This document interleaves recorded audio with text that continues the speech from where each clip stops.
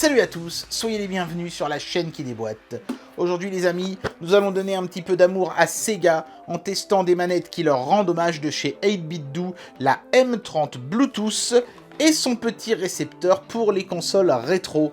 J'espère que ça va ramener des bons souvenirs dans la tête de tous les Sega maniaques que nous étions dans les années 90. C'est parti pour le test. Alors aujourd'hui on ne teste pas un mais deux objets en fait, puisqu'on teste la manette Bluetooth de chez 8BitDo, la M30, mais aussi son récepteur Bluetooth. Alors pourquoi ces deux objets sont vendus séparément? En fait de base cette manette est prévue pour fonctionner avec des appareils modernes, c'est-à-dire des Raspberry Pi, la Switch, des PC Windows bien sûr, des appareils sous Android ou sous macOS. C'est vraiment compatible avec tout ce qui prend en charge les manettes et qui dispose du Bluetooth, smartphone, tablette et compagnie. Et vous pouvez optionnellement donc vous acheter ce petit dongle qui vous rendra cette manette-là compatible avec vos consoles de jeux rétro, la Mega Drive, la Master System, les consoles de jeux de chez Atari, etc. Si c'est uniquement cette rétro-compatibilité-là qui vous intéresse, mieux vaut dans ce cas-là ne pas acheter ces deux objets et vous prendre le pack manette plus dongle 2,4 GHz, mais qui, elle, ne sera en revanche compatible qu'avec les consoles rétro. Vous ne pourrez pas utiliser la manette seule sur tous les appareils que je viens de vous citer. Voilà, j'espère avoir été assez clair là-dessus. Parce qu'évidemment, acheter ce pack-là avec les deux objets séparés, ça revient plus cher, à peu près 15-20 € plus cher, que d'acheter juste la manette rétrocompatible Mega Drive avec son petit dongle inclus. Voilà, donc faites attention à ça. Sachez que ça n'est intéressant de posséder ces deux objets conjointement que si vous comptez jouer à la fois sur du rétro et sur du moderne. Voilà, maintenant on va regarder la manette de plus près. La première chose qui m'a frappé quand j'ai eu cet emballage entre les mains, c'est à quel point 8BitDo s'est assagi depuis ses précédents produits qui, on pourrait presque dire, étaient quasiment des contrefaçons de produits Nintendo, tant la ressemblance était frappante. Là, le produit a une vague ressemblance avec ceux de chez Sega, et il évoque clairement les produits Sega, mais ce n'est pas une copie carbone non plus. Le logo 8BitDo, qui utilisait une police de caractère qui faisait penser à Nintendo, est désormais dans une police de caractère tout à fait banale. J'ai presque même envie de dire austère. Mais bon, au moins maintenant, 8BitDo a sa propre identité visuelle et ça, c'est bien. Ils ont quand même été malins, l'emballage bicolore bleu et blanc évoque évidemment le logo Sega. Et puis ça, c'est bien aussi, ils ont pensé à mettre le petit logo Bluetooth en bas à gauche pour qu'on ne confonde pas cette manette avec son homologue 2,4G. Voilà, à l'arrière, il n'y a pas grand-chose d'autre qu'à l'avant, si ce n'est la liste des différents produits compatibles avec cette manette, notamment la Switch, les Raspberry Pi, Windows et Android. Voilà. Alors on va tout de suite procéder au déboîtage. Et hop là, ça coulisse comme ceci. Ensuite, ça s'ouvre comme cela. Il y a une petite cale de plastique brillant. On a tout de suite la manette. Et une petite dock qui est pliée en 48, on dirait la notice de l'Imodium. Et un petit câble de recharge micro USB, non, USB type C. Ça c'est bien, parce que c'est le format de l'avenir. C'est bien que les constructeurs commencent un petit peu à généraliser ce format. Bravo 8BitDo. La manette en elle-même est très sobre, et vraiment tout à fait dans la lignée de ce qu'avait l'habitude de faire Sega avec ses manettes également. On retrouve une croix directionnelle qui est très similaire dans la forme à celle de Sega, et bien sûr cette célèbre disposition des touches ABCXYZ qui était absolument idéale pour les jeux comme Street Fighter.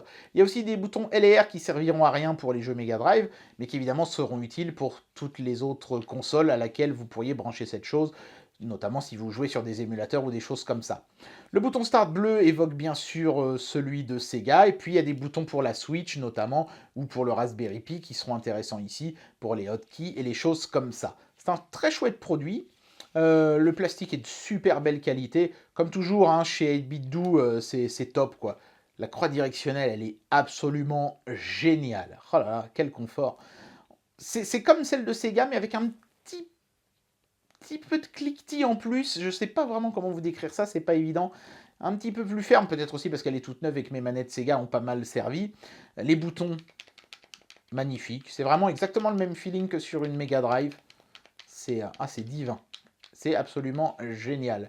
On a un petit chenillard de LED ici, bien, pour indiquer le niveau de batterie, les choses comme ça. Et aussi pour reprendre la signalétique de la Switch. Voilà. Et puis tiens, pour comparer, on pourrait mettre à côté une manette 6 boutons sans fil officielle Sega, par exemple, de la Mega Drive. C'est la version avec le Bluetooth. On voit des petits détails qui ont changé. Par exemple, le côté brillant autour des boutons et de la croix directionnelle a disparu, ce qui n'est pas plus mal d'ailleurs parce qu'il a tiré beaucoup les traces de doigts. Mais peut-être qu'il donnait aussi un look un petit peu plus premium à la manette. Là, c'est vrai que d'avoir un plastique de la même texture partout, ça fait peut-être un petit peu plus cheap.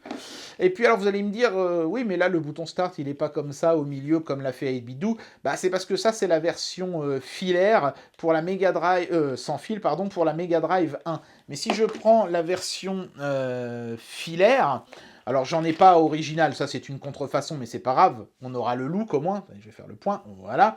On voit bien que le bouton Start est bleu et au centre, comme l'a fait 8BitDo. Donc 8BitDo a été fidèle à l'original, tout en amenant sa petite touche de modernité, ce qui fait franchement plaisir. Bon, évidemment, on va commencer en jouant à un émulateur Mega Drive sur un PC classique. J'ai fait la connexion de la manette en Bluetooth. Voilà. Donc, la première chose à vérifier, c'est s'il y a de l'input lag ou pas. Je vous laisse juger. Hein. J'ai pas l'impression qu'il y en ait, ou s'il y en a un, il est vraiment pas gênant. Ah, il y en a peut-être un très léger, mais on n'est même pas à 50 millisecondes, on doit être à 40. Donc, non, c'est cool. Hein. Et puis alors, quel plaisir de jouer à la Mega Drive, enfin là en l'occurrence à un émulateur, mais quand même, avec une manette comme ça bah, qui rappelle celle de l'original, quoi. Ah, c'est vraiment génial. Hein. Une fois de plus, 8BitDo nous a signé un chouette produit pour les passionnés. Alors pour ceux qui se demandent à quoi je suis en train de jouer, là, bah, c'est un ROM hack, hein, ça s'appelle, je sais plus, Sonic Megamix, je crois, qui est vraiment super parce que ça reprend un petit peu du Sonic 1, du Sonic 2, du Sonic CD. Ça mélange un peu tout, c'est sympa. Hein. Et le level design est vraiment cool. Ah putain, quel pied.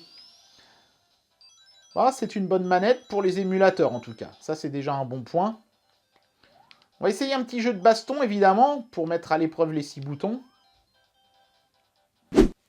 Voilà, donc là, histoire d'être exhaustif, je ne joue plus sur un émulateur Mega Drive, mais je joue à Mugen. Oui, parce que je dis souvent Mugen, je sais pas pourquoi, peut-être parce que Gen, ça m'évoque génération, mais c'est une erreur, hein. Normalement on dit Mugen, hein. C'est un terme japonais. Voilà, donc je vais choisir un combattant. Voilà. Et on va essayer les 6 boutons, hein.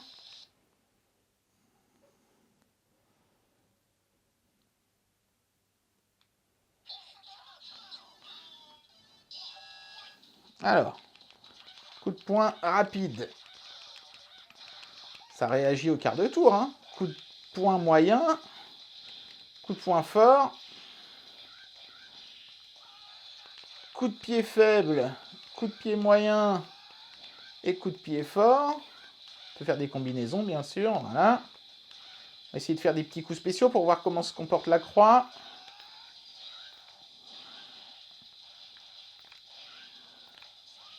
Ça va, on arrive à sortir les... Ouais. Ouais, j'arrive à les sortir presque à chaque fois. Regardez ça. Impeccable. Les Shoryuken, c'est un des coups spéciaux les plus difficiles. Hein, parce qu'il faut faire avant et ensuite bas et diagonale. Donc ça demande une certaine dextérité. Et la manette s'en sort bien. Les coups spéciaux, pareil. Ça sort bien, les super coups. Non, c'est bien. Hein, super manette. Hein.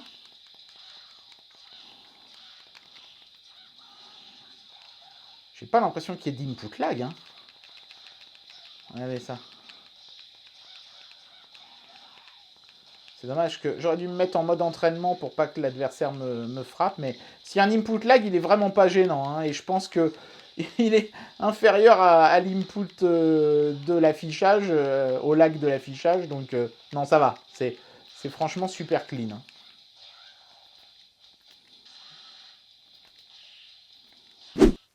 Allez, un petit mot maintenant sur le rétro receiver qui est vendu séparément pour une petite vingtaine d'euros. C'est vrai que ça peut sembler cher, hein, 20 € pour juste un petit récepteur Bluetooth, mais il faut savoir que ce récepteur vous permettra de brancher à votre Mega Drive, Master System et autres consoles DB9 non seulement la M30, mais aussi toutes les manettes 8-bit 12, celles qui sont sur la thématique Super Nintendo par exemple, pourquoi pas, mais aussi vos manettes Pro de Switch, les manettes PS4, toutes les manettes qui sont Bluetooth en fait. Vous pourrez les brancher à votre Mega Drive avec ce petit machin-là.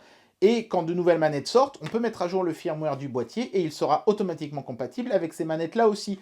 Donc, il y a quand même pas mal de technologie dans un petit machin comme ça. C'est la raison pour laquelle, d'ailleurs, il est plus grand que le dongle de la version 2,4G. On va tout de suite procéder au déboîtage de ce petit gadget. Pas grand-chose dans la boîte de celui-là. Hein. Hop, il y a un petit câble qui permettra justement de mettre à jour le firmware du boîtier. Cette fois-ci, c'est pas de l'USB type C, c'est du micro USB. Petit bout de câble tout mignon, c'est sympatoche. Et puis on a donc le dongle en lui-même, voilà, avec le petit logo 8BitDo dans le bas, petit arc de cercle qui rappelle un petit peu la Mega Drive 1, le voyant bleu ici qui rappelle le bouton Start de la manette, d'ailleurs le bouton ici dans le bas pour faire la synchro Bluetooth est bleu aussi, petit souci du détail sympathique, et donc la prise DB9 ici à l'extrémité, pour se brancher à sa console. Alors, on peut mettre ce petit boîtier en comparaison avec celui que Sega vendait officiellement sur la Mega Drive, car oui, à l'opposé de Nintendo, Sega proposait déjà à l'époque des manettes sans fil. Donc ça, c'est le récepteur. Sega avait choisi une version avec 2 prises qui se branchaient sur les 2 manettes à la fois, et le kit était vendu avec 2 manettes sans fil infrarouge, c'était pas du Bluetooth évidemment à l'époque, et qui étaient des manettes 6 boutons. Vous voyez, hein, on voit bien le rapport de taille. Et donc les manettes venaient se connecter en infrarouge, ce qui n'était pas terrible parce que s'il y avait le moindre obstacle ou si on était trop penché comme ça déconnectait les manettes, c'était un petit peu la merdouille. Donc ça vient simplement se brancher sur n'importe quelle console, ici ça c'est ma Mega Drive 2, regardez avec les switches pour basculer en 60 Hz et en anglais-japonais, génial. Donc on vient se brancher simplement ici devant, tac, comme ceci. Hop. Bon, en termes de design, évidemment, ça fait un machin qui dépasse, hein, mais ça va, hein, ça reste quand même raisonnable. Il y a largement la possibilité d'en mettre un deuxième ici à côté si on a 2 fois 2 manettes comme ça. Et voilà, vous avez une Mega Drive 2 qui est Bluetooth maintenant. Et évidemment, si vous avez d'autres consoles qui ont cette prise-là, donc il y a les consoles Atari, il y avait la ColecoVision aussi, je crois, qui utilisait cette prise-là, vous pourrez sans aucun problème brancher le récepteur dessus et jouer avec. Petite exception quand même, la Vectrex, à cause du fait qu'elle avait un stick analogique. Elle ne sera pas compatible avec ce récepteur. Voilà, donc là j'ai branché le récepteur à la Mega Drive, hein, j'ai la petite manette dans les mains, et je joue assis par terre, ça va me rappeler les bonnes vieilles sessions de jeu quand on jouait à 8 avec des potes à Micro Machine et que tout le monde devait s'asseoir par terre parce qu'il n'y avait que 3 sièges, tu vois. Donc allons-y. Donc là je joue à Dr Robotnik parce que c'est un jeu sur lequel l'input lag va se voir direct. En plus là sur une télé cathodique il y a 0 lag d'affichage, donc ce sera entièrement la faute de la manette si c'est le cas. Et deuxième chose, si la croix directionnelle est à chier et que quand j'appuie sur bas il fait des diagonales, je vais le voir tout de suite aussi. Donc ça va être une bonne expérience. Allons-y. Hein, on va jouer contre l'ordi. Alors vous allez peut-être voir un balayage sur l'écran parce que c'est du cathodique et malheureusement quand on filme directement en écran cathodique on a souvent ce problème là. Je m'en excuse par avance, hein, voilà. Je pense quand même que vous devriez à peu près voir ce qui se passe à l'écran, même si ce sera pas top top. Allez, on va juste essayer de faire le niveau 1. Ah, il y a 0 lag, hein, c'est hallucinant. J'appuie, ça réagit tout de suite. Ça fait vraiment plaisir.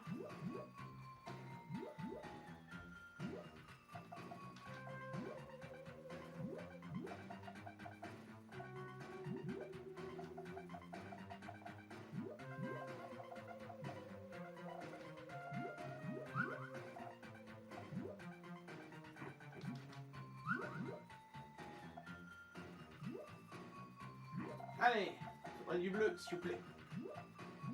Du bleu, du bleu. Ah putain. Ah, il me donne plus de bleu, l'enfoiré.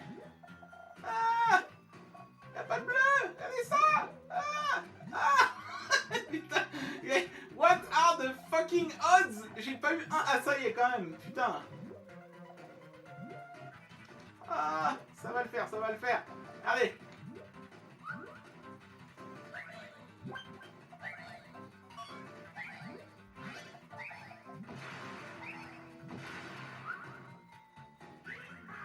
J'ai même plus besoin de toucher la manette, j'ai gagné.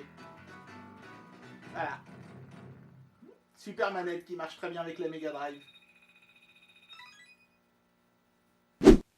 Avant de conclure cette vidéo, un petit mot sur mon expérience de jeu avec l'Atari 7800 et avec la Nintendo Switch. L'Atari 7800, ça a été très vite, ça marche pas.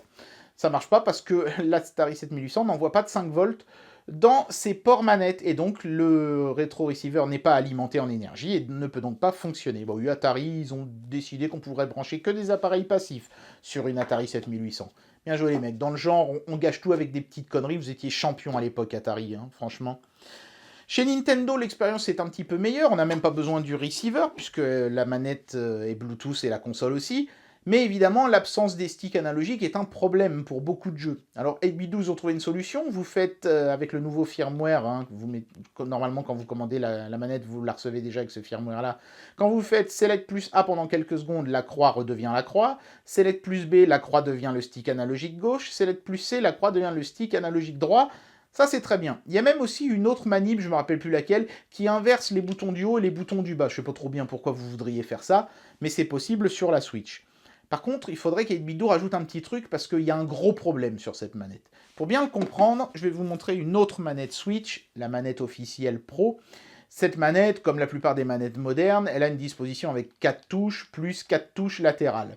Alors qu'ici, on est sur 6 touches, plus 2 latérales. Ça veut dire que en fait, quand je joue à un jeu Sega Ages, comme par exemple le Streets of Rage, les boutons sont répartis de la manière suivante. Le bouton A, ils l'ont mis ici, le bouton B, ils l'ont mis ici, et le bouton C, ils l'ont mis ici, pour qu'on ait les 3 boutons sur la face avant de la manette, ce qui est logique. Malheureusement, 8bit12 a été obligé de tricher sur cette manette, comme il n'y avait pas de boutons latéraux L2 et R2. L2 et R2 sont en fait respectivement Z et C, ce qui est logique. A, B, X, Y, on les a déjà ici, A, B, X, Y. Donc ils ont gardé ces deux boutons-là pour les boutons L2 et R2. Et évidemment, ça ne marche pas bien avec des jeux comme Streets of Rage, parce que du coup, pour jouer à Streets of Rage, au lieu d'utiliser ces 3 boutons-là sur Switch, eh ben on utilise ces 3-là. Et c'est complètement injouable. Ça gâche complètement l'expérience de jeu, c'est même pas la peine. Moi, j'y arrivais pas, j'ai arrêté au bout de 2 minutes, ça me gonflait, quoi. C'est injouable. Donc il faudrait que 8bit12 fasse, je sais pas, une manip du genre Select plus X, par exemple, pour que ces 3 boutons-là deviennent ces 3 boutons-là. Et là, ce serait la manette parfaite. Donc ce sont des petites contrariétés, mais voilà.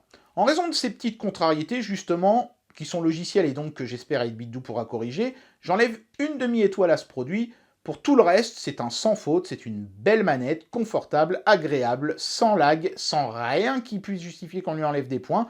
Elle est relativement peu chère. Bon, après, évidemment, si vous achetez le dongle à part, c'est une autre histoire, mais vous avez une solution en achetant le kit 2,4G qui comprend la manette et le dongle juste pour les consoles rétro. Donc non, c'est un sans faute. À part ces histoires de répartition de touches sur la Switch qui m'ont un petit peu contrarié. Et puis bon, j'enlève pas d'étoiles à cause d'Atari, ça ce serait injuste, mais voilà. Sachez-le, cette manette a encore quelques petits progrès à faire sur Switch, mais à part ça, c'est la perfection.